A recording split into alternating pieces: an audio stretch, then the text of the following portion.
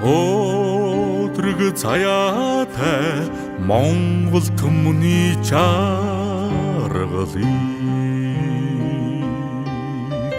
өөрийн аймнаас үнтэйгдэгт эргэлзээгүй.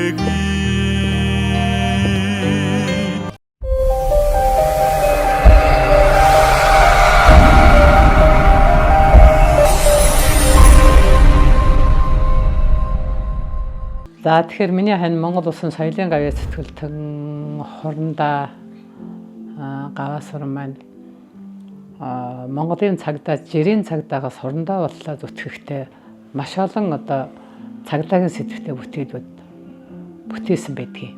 Мань хүн цагдаагийнхаа нэр хүндийг өндөр төргөж явах гэж цагдаагийн одоо байгууллагын одоо цагдаа хүнийг хүмүүс одоо энгийн ард түмэн бас одоо өргөж одоо эергээр ойлгож байгаас билээ тийм ээ. Албан үүргээ гүйцэтгэж байгаа одоо тушаал аваад ажиллаж байгаа хүн чинь тушаалаад биелүүлнэ шүү дээ тийм ээ.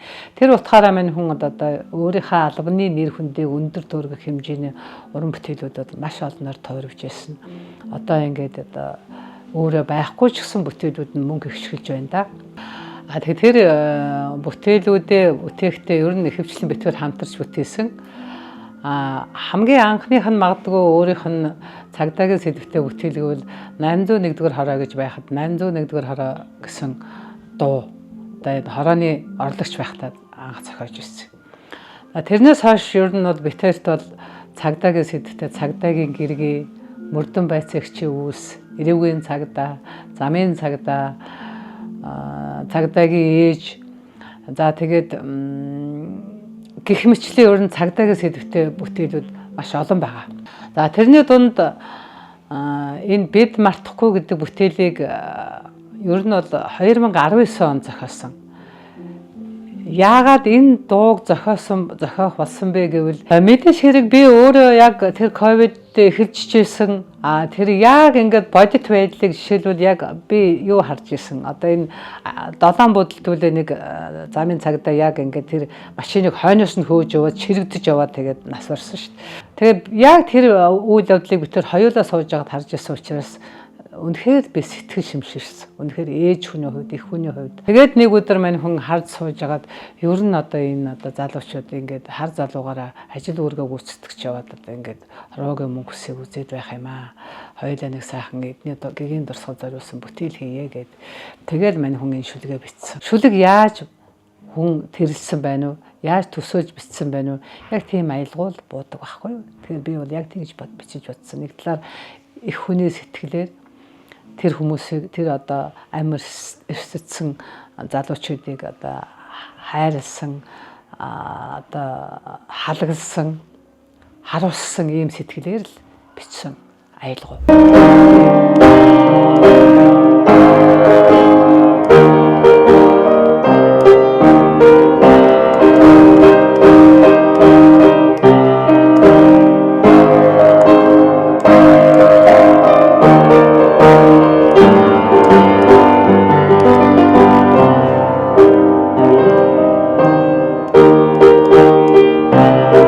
Ер нь бол одоо мэдээч хэрэг бүтээлийг сууж л хийн шүү дээ. Тэгээ нэг тэр хүндээ ингээд хараад өнгөцгөн хийнэ гэж байхгүй шүү дээ. Тэгээд нэг удаа болно, дахиж хянана, дахиж засна гэл ингээд нилээл юм болж төрнө шүү дээ.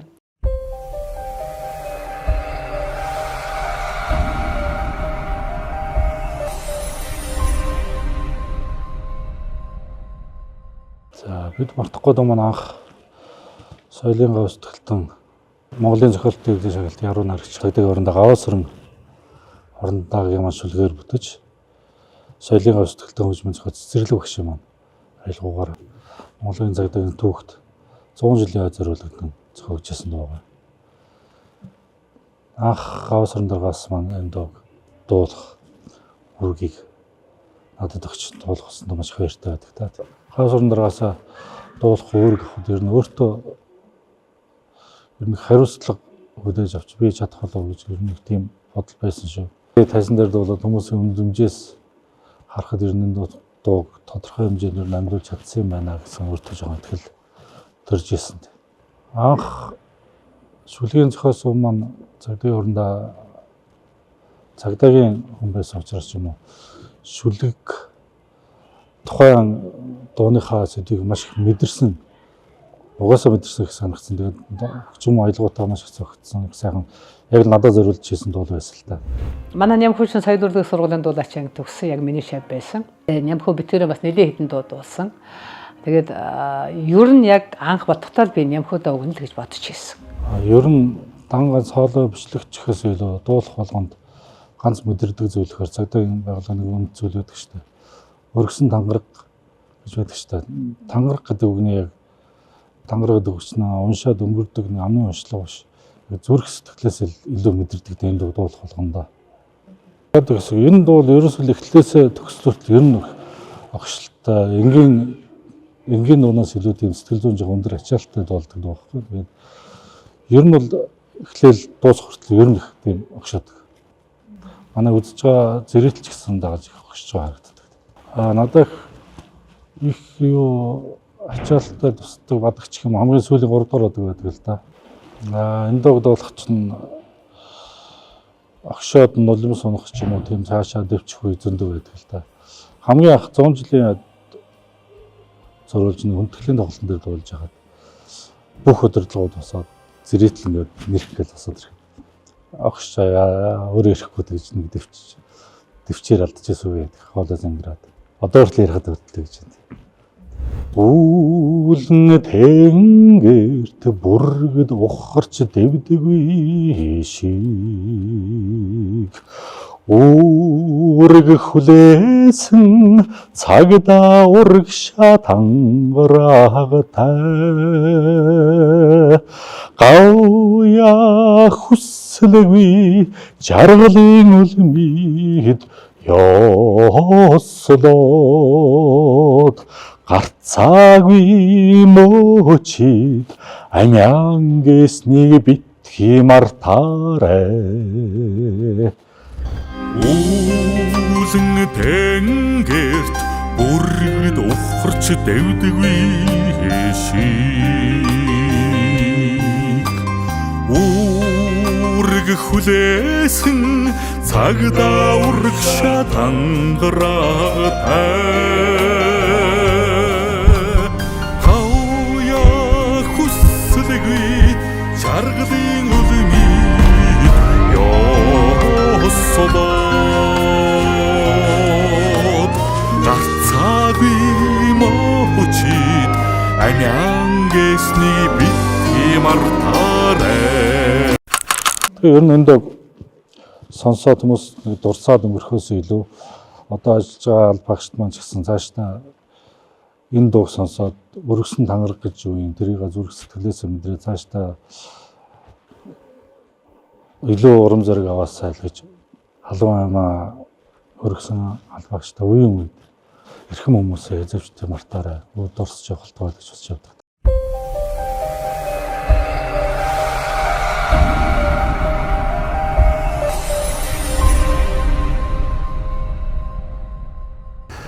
За 15 цагдаагаас эхэлтэй Монголын цагдаагийн байгууллагын 105 жилийн энэ он тохиож байгаа. За Монголын цагдаагийн байгууллагад олон арван аав ээжийн хүүхдүүд үүрэг үүсгэж албаа нэр төртөө хааж байдаг. Тэдгээр албаагч болохоор бахархам сайхан гавь байгуулан ажиллаж байдаг. Үүрэг үүсгэж Алтай аймаа зориулсан албаагчдын дурсгалыг хүнддэх тэдний алдар гавьяг мөнхжүүлэх зорилгоор цагдаагийн музейд цагдаагийн байгууллагын 100 жилийн ойгоор бид мартахгүй танхимыг байгуулсан байдаг. За бид мартахгүй танхимд албан үүрэг нэр төртөө гүйцэтгэж баатарлагаар амь өргөцсөн. Одоогийн байдлаар 31 албаагчийн чэйж баримлалыг одоо ингээд мөнхжүүлсэн алдар гавьяг мөнхжүүлсэн байдаг. Тэдний нэгэн цагдаа гомсур юм аа. Ингээд баатарлагаар амь өргөцсөн 31 албаагчийн мэдээлэлээр одоо тийм иргэдэг одоо ном хийхээр бид нэр би ажиллаж байсан. Тэгээд ингээд албаагчдын мэдээллийг цуглуулад ингээд архивын баримт үзээд ингээд явж байхад энэ хүний одоо гомсроо гэсний байгуулсан гавья энэ үйл явдал нь надад их шууд тод туссан л да. Албаагчдын мэдээллийг цуглуулж авах явцад бол 1987 оны 9 сарын 23-ны өдөр бүүэг чинь болохоор өөрийнхөө эхнэр болон тэг хадам эцгээ одоо олно тий яг занал хийсэн мэдээлэл бол эсхийн байцаагчд бол ирсэн байгаа. Тэгээд энэнийхээ дагуу болохоор гомсрон агсныг болохоор одоо тэр хүмүүсийн амь нас идвэрнгийг хамгаалгаад одоо мэдээллийн дагуу өөгчийн ар гэр байрлаж байгаа одоо Төв аймгийн Эрдэнэ сумын Мухрын ам гэдэг газар руу явуулсан ба. За тэр хүн очиод бол нөгөө гэмтэтгээд бол ирээгүй байсан ба.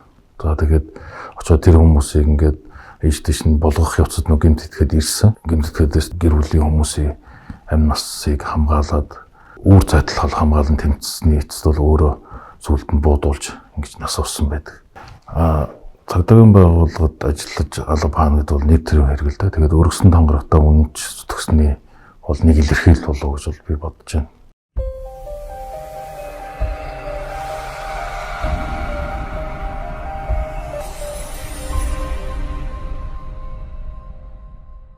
Цагдаагийн байгууллагын түүхийг олон мянган албаагч ажилтнууд маань хамтдаа бүтээлсэн, одоо ч бүтээлцээр байгаа.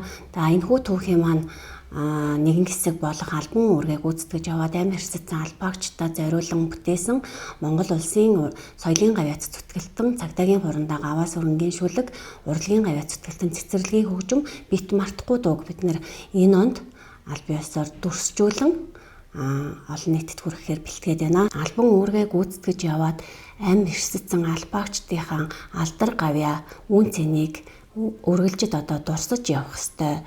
Залуу үедээ ойлгуулж авах ёстой.